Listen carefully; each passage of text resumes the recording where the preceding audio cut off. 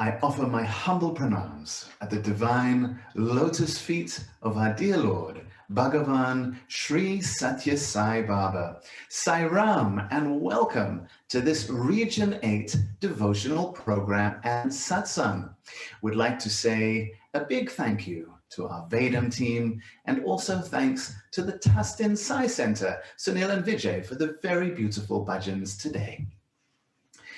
So for our program this evening, I'm going to share with you some Sai experiences that I've had over the years that have allowed me to build my faith in God and change my entire outlook on life, as well as change who I am as a person very much for the better. Baba has a rule when it comes to sharing experiences. Here's what Baba says on the matter. Baba says that if you talk of anything that you do not know, it is a matter of ridicule. And if you talk about anything that you've not experienced, it is reprehensible, for you are cheating your listeners. If you learn the art of public speaking and talk enchantingly, using all the skills and frills recommended in textbooks or borrowed from others, it is cheating. Nevertheless, he says, be sincere, be simple, be honest. That is the best recipe for successful speaking. And so I will do my very, very best to be sincere, simple, and honest. Now, to help me in this task, I will be assisted by Kiran Mukavili, who is the president of the Sai Center of Northeast San Diego. He's very kindly agreed to be on the program with us this evening. He'll be asking me some questions regarding how Sri Sathya Sai Baba has had such a positive influence on my life. Let us please welcome Kiran Mukavili. Sai Ram. My humble pranams at the lotus feet of our beloved Bhagwan, Sri Sathya Sai Baba. Sai Ram, everyone. Sai Ram, Greg. Sai Ram. It's a blessing to talk to you today about Swami in your life. I want to start off with a question on the role of dreams in our path to Swami. Swami has the ability to come in our dreams, and these dreams are real experiences for people that have them.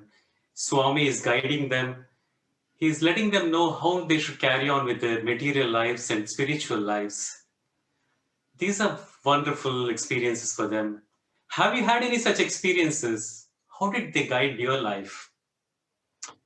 Well, thank you very much, Kiran. That's actually something that's very important to me. In fact, my spiritual growth has been guided primarily through Baba's teachings, and from time to time, I've had dreams where Baba has come, and they've been very, very powerful experiences and completely different than what one would consider a normal dream. It's really being visited, a visitation of something very divine, very holy. And I'm going to share with you my first experience of Baba speaking very directly with me. It came in the form of a dream. I've never been so fortunate to actually sit directly in an interview room. So I take these dreams very, very seriously. Now, before I share this dream with you, I'd like to give you a little backstory to explain this correctly. It was a dream that came during the so-called honeymoon stage of my relationship with Baba. That's that sort of early stage as we first discover Baba, where everything is so very, very sweet. And at that point, I'd actually had many dreams, and I was really excited in my life. It was a whole new adventure, a spiritual adventure, and I was experiencing and looking at the world in a whole new way, seeing divinity in everything and seeing Baba in everything. I went to the center, the Sai Center, every Thursday. I participated in all center activities, and I filled every spare moment I had doing seva of one kind or another every day of the week, except for essentially the day that I was at the center. And then a thought hit me. It was, of course, my monkey mind. It was actually, to be very honest with you, it was my ego being very, very sneaky. And I'll just be brave and honest and share with you what that was. The thought came, and it was this. It said to me, Greg, you're doing all this seva, and you're singing all these bhajans, and you've learnt how to chant Gayatri, and Baba's coming in dreams and talking to me. I wonder why that is. Maybe it means Baba thinks I'm some sort of holy being, or at least I must be a really good guy. And there you go. That's the ego at its best, isn't it? I thought to myself, I wonder, what would Baba say if I were to ask him whether he thinks I am a good guy? That was very important to me at the time, what Baba would think of me. And having not gone to India and having not had an interview or any chance to talk with him. And so that was my plan, that for my next Baba dream, I would ask Baba if he thought I was a good guy. And I'm sure that many of you are having a good laugh at this point. After all, what could go wrong asking God if he thinks that you are a good guy? So sure enough, I did have, with Baba's grace, I had a Baba dream. And I had at that point figured out that I could actually talk in these dreams and say things. And so I asked Swami, Baba, I asked him the big question, Baba, am I a good guy? And this is the moment where, of course, God's sense of humor and his directness and his kindness and mercy, of course, was shown. He said, he looked at me and he said, well, you're okay. He wiggled his hand and just said, you're okay. The next morning, I woke up and my ego screamed, I'm just okay. Well, Swami says, if one forgets God and gets carried away by ego and a sense of doership, one will not meet with success in one's endeavors. Anything can be achieved through prayer.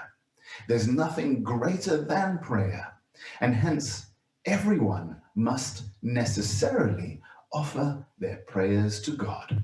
However, one should not pray for worldly gains. We should say, oh God, I want your love and nothing else. This should be our constant prayer. The reason being, once you become the recipient of God's love, you can conquer the entire world. So this dream, it told me so much about myself. I realized I had a lot of work to do and a lot of praying to do. How could I figure out to go from just being okay to the point where Baba says, he's my good guy?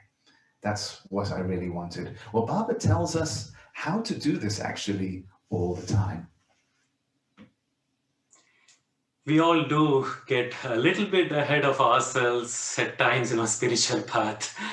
Indeed, Swami says, it is not for you to call yourselves devotees. It is for you to earn my grace so that I may call you my true devotee. And I think that's yet another experience which goes on to show that that's exactly what Swami wants of us. But that does beg a question though. What does Baba say about how best to transform ourselves? Yes, and you pointed it out beautifully. So that's what we're all on. We're on this path of self-transformation. And Baba reminds us that we must do our sadhana, our spiritual work. He says, just follow my teachings. And this sadhana, he wants us to do this and take it seriously. It is that regimen or process that we can use from going from just being okay to being God's excellent person. But we have to be serious about it. We have to stick to it with discipline. And discipline is actually one of Baba's favorite things.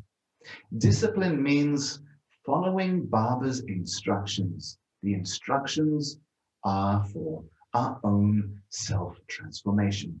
And he doesn't want us giving up, because the transformation really does take place. There are tangible results as long as we work on it. And he, Baba, he pulls us towards him on an invisible string as long as we do this work. As he says, the well-known statement, he takes every step, for every step that we take towards him, he takes 100 steps towards us. And with that additional proximity or closeness with him, more and more grace appears in our lives. However, it takes rock solid discipline. And to give you an idea about how Baba feels about discipline, particularly when we come up with excuses about not having enough time to pray during the day, even for a minute, he says this. He says, a fashionable excuse that is structured out by those who do not like this discipline is a want of time. It does not need any special time or extra allotment of time. It can be done always, whether you are bathing, eating, walking, or sitting. All the hours now spent in gossip, in watching sports, or films, or in hollow conversation can be best used for silent contemplation of the name and the form and the splendor of the Lord. He says, learn this lesson from Prashanthi Nilayam and return better equipped to your places. If you fail to learn this, then you've only wasted money and time by coming and staying at the Nilayam. And there will be days when we do feel tired or we feel very impatient with our spiritual work. And Baba, he is so very encouraging that we stick with our daily sadhana. In one of my very favorite quotes, Baba says, children of immortality, remember that you are created in my image and likeness, perfect. Live up to this image in all planes. Live like masters. Walk this earth with your heads held high, with your spirits soaring, your hearts open to love, and believe in yourself and God within you. And then all will go well. See me everywhere, talk to me, and love me who is in each. And then from each I will respond and bring you into glory. Thanks, Greg. But I have something that I'm sure must be crossing everyone's mind. We have our spiritual life and then we have our day-to-day life. How do we take these feelings and make them the same? For example, in your case, how do you take these feelings of joy, happiness, or glory and translate those from your spiritual life or life outside of the corporate world into the corporate world? How do you do that? Yeah, this is a good question. In my day-to-day life in the material world, and I should share with you, I work in a sales environment. Actually, I'm in sales, and everything that I do starts with getting that first all-important appointment. And so now looking back, it's probably no surprise at all that Baba would use this as an opportunity to teach me something very important. It was a lesson that came again in the form of a dream. Now, in this dream, I found myself sitting in a sales office, making a sales call. I was on the phone trying to get an appointment. to talk to and have a meeting with none other than Sai Baba himself. I dialed the number, and a secretary answered on the other end and I said, would it be possible to set up a time and talk with Sai Baba? And she was very polite, as I'm sure God's secretary would be if he had one. And we settled on a time that I would come over. So I hung up the phone and was feeling very pleased with myself for having set up such an auspicious and hard to obtain meeting. I then saw myself going to the location where I was to meet with Baba. And I opened the door, and what did I see? Where had I arrived? I had arrived at the Sai Center that I attended at the time, which was the Sai Baba Center of Santa Barbara. When I woke up, I realized the importance of this message. And from that day on, attending a Sai Center on Thursday evenings has been my very special appointment with God. This is the first part of bringing joy into my life on all levels. Now, this does give me a very big feeling of joy, but there's also another way of feeling joy in our day-to-day life outside the center as well, and that is we mustn't forget about the friendship with good people or satsang, which shows us it actually teaches us the kind of sacred life that we would want to lead. There are aspirations that we have in our mind about the type of life that we want to have and live. And it can be achieved if you are in the company of good people. Baba teaches us this. If you make friends with good people and follow their example in your daily routine, happiness and joy come very naturally. So that's how that takes care of itself. So the next one, Greg, this is about physical distance. So you talked about all this experience with Swami where he was guiding you through dreams and in other ways. But about physical distance, did you ever find that living in California so far away physically from Prashanthi Nilayam or Puttaparthi or Swami, was that ever a hindrance? Did you ever find it hard to feel close to Swami or difficult to connect with him because of this? Yeah, it's a good point. It's something that grows over time and something that we develop. And it was something that Baba made sure to teach me early on. It's something also that's just so amazing about what Baba says and also what Baba is. That he says that our physical proximity is not at all important.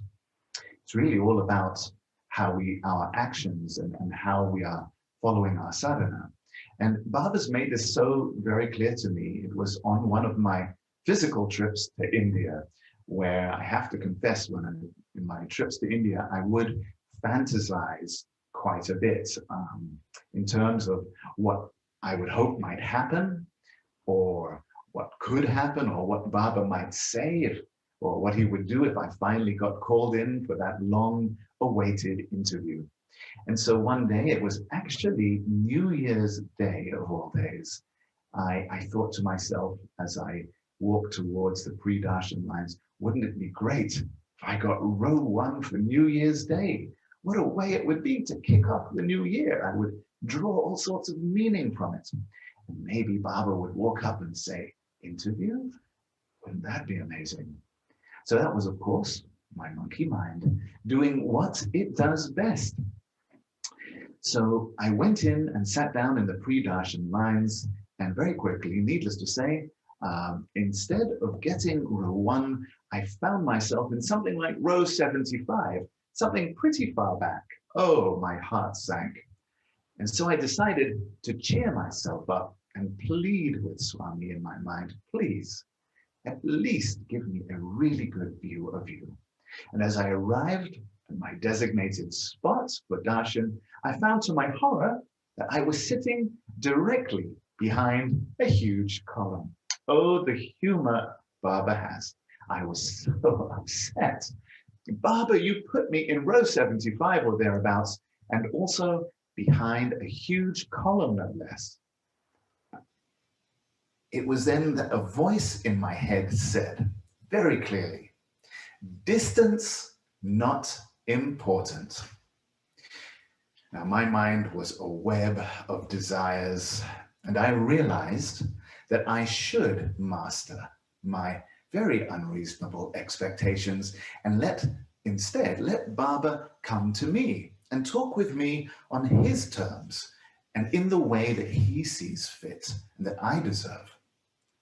And that really all I needed to do was to have firm faith that he would do so and that Baba would never let me down. And I can say very happily that Baba did not let me down. It was when I got back to Los Angeles, I was driving in my car through traffic, as we tend to do in Los Angeles, and I was listening to a recording of Dr. Sam Sandweiss's book, The Holy Man and the Psychiatrist, where Baba says at one point that an interview is not as important as the inner view. And that's, Baba loves to play with words as he teaches us. And it was at that moment, it was one of my sort of aha moments. And I hit my hand on the steering wheel and said, that's it, Baba. I'm going to talk to you from now on within and not worry about physical interviews anymore. And it was at that exact moment, as I came to that conclusion, that a car pulled out in front of me. It was a very old car, a very, very dusty car, which had not been washed in what seemed like years. And it pulled directly in front of me. And there in the very large, expansive, dusty window, there was a message written in the dust on the back window. And I knew the message was for me because it said my name. It said, Greg, I love you very much. Signed, me. I knew it was Baba talking to me. Those were the words that I'd longed to hear from him. That's our always omnipresent Baba, guiding us, encouraging us exactly when we need it. He is the true friend and constant companion. And because our association with God spans many lifetimes, his teachings and the study circles that we participate in naturally resonate with us. Swami's human values of love all, serve all, and help ever and hurt never just feel right. They feel right. And they reinforce the lessons and values that we as souls have been working on for lifetimes. And the reward for all this work that we've done is to know about Baba's teachings now and to accelerate our learning and growth, with the idea being that we can finish our karma and be one with God. Baba says, only God is with us always. Everything is God. Always remember him. Do not waste even a single moment. Waste of even one moment is a very big wastage.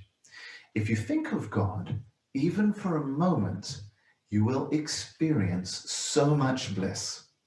When you're in the grip of sorrow, close your eyes and remember God. This will give you peace. It is so easy for us to be distracted. It is the nature of this world to take our focus away from what is actually the one true thing. And that's, of course, where prayer comes in and is so very helpful. That was such a beautiful and direct way for Swami to show his love for you, and what a beautiful message. Again, he has such unique ways in which he gives his message and shows his love. And Greg, I think this message about how to remove the distance and feel that proximity to Swami. It's so important to each one of us during this time, especially as we are all going through the lockdowns and not even being able to meet our Sai brothers and sisters.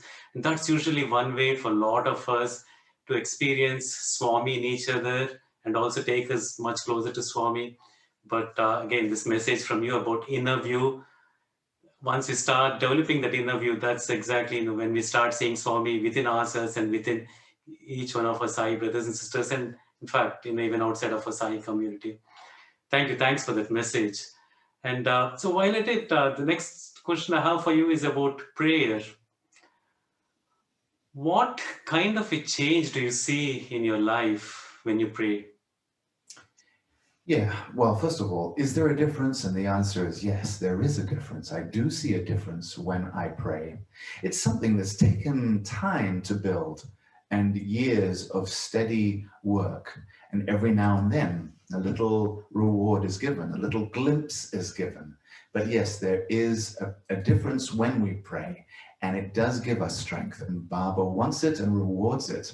The other thing about prayer, of course, is that, and this is something that Swami wants to make very clear to us devotees, he says that as material things come to us unasked, that we utilize them for the benefit of others too. Sai Baba does not want anything for himself at all. His only purpose is that, having come here, we should make the best use of this opportunity and lead our lives in a happy and sacred manner. And Baba says, you need not give anything for myself, but your love. Swami's always ready to fulfill your desires. But before you express your desire, you should inquire yourself whether you really deserve it. There's an age-old question that's been asked so many times. Do you have to have faith in God first to have a Baba dream or some divine experience? Or does God give us those experiences to build our faith? Well, Baba says there must be some faith first, and then God provides the experiences to further build our faith and build on that. So the more I pray and the more I stay focused on Baba, the more we see him in everything, even in these turbulent times. You mentioned faith and gratitude. In fact, faith and gratitude, these are the first values we need to develop to make progress in our spiritual transformation. This leads to divine thoughts and good acts of service to mankind, and a desire to purify oneself of negative thoughts helps us develop love for all mankind and a wish to love all and serve all. What advice does Baba give to help achieve these goals? Yes, he does give some very specific advice, and faith and gratitude have always been something that I've wanted to work on expanding for myself in my own spiritual work. But to answer your question specifically, Baba says, just as every day you engage in exercises and consume tonics, calculating the intake of calories and vitamins, paying meticulous attention to the nutritional value of the food, pay attention also to the intake of impressions into the mind, whether they debilitate or whether they strengthen, whether they add to the power of resistance of the mind against the viruses of greed, envy, hatred, pride, malice, etc. Instead, have a meal of good acts of service. In fact, he says, good acts of service, divine thoughts, and drink the prema rasa, so that they may be washed down and digested well. Then you can be in shining mental health with happiness and wholesomeness. Sai Ram.